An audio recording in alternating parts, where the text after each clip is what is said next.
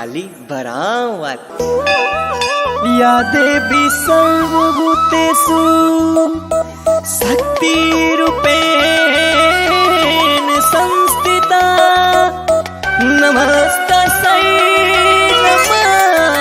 नमस्तस्यै नमस्तस्यै नमो नमः।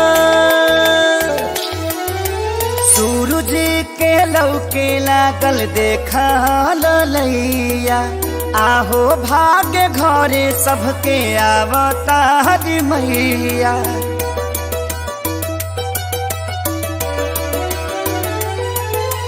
सूरज के लौके लागल देखा ललैया आहो भाग्य घरे सबके आवतार मैया। अब करा जन दे भइल पूजन के बे जनी जियरा छाछा नावा हाली दूध लेके आव गैया के आरती उतारा मैया के पौआ पखारा मैया के।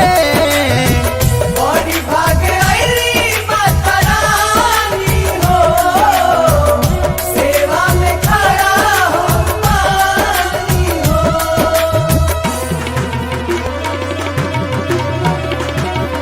Presented by Adi Shakti Films.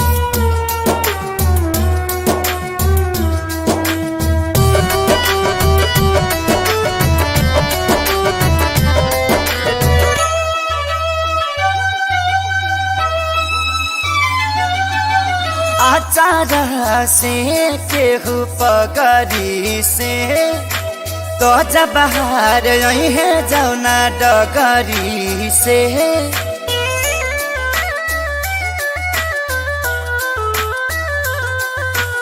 आचार से केहू पगरी से तो जब बाहर है जौना डगरी से। अरे सेवा में न कर कमी होके खूबसूरत मम्मी कहे से कि मैया सुकुवारी सुकुवारी सुकुवारी हई।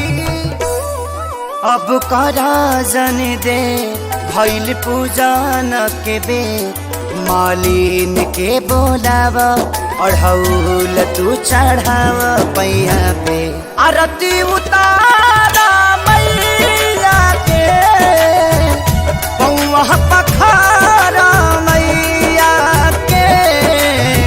बड़ी भागे आईली माता रानी हो सेवा में खड़ा हो पानी हो।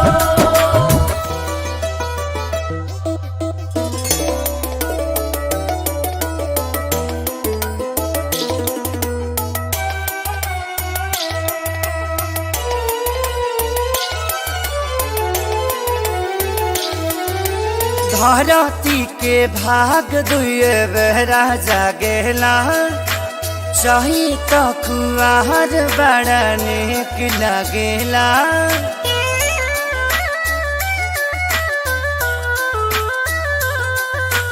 धरती के भाग दुए बेरा जागेला चाही तो कुआर बड़ा नेक लगेला। देख मुस्काते मैया आई गईली रंग नैया बेटा खिले सीखे सारी खेसारी खेसारी के।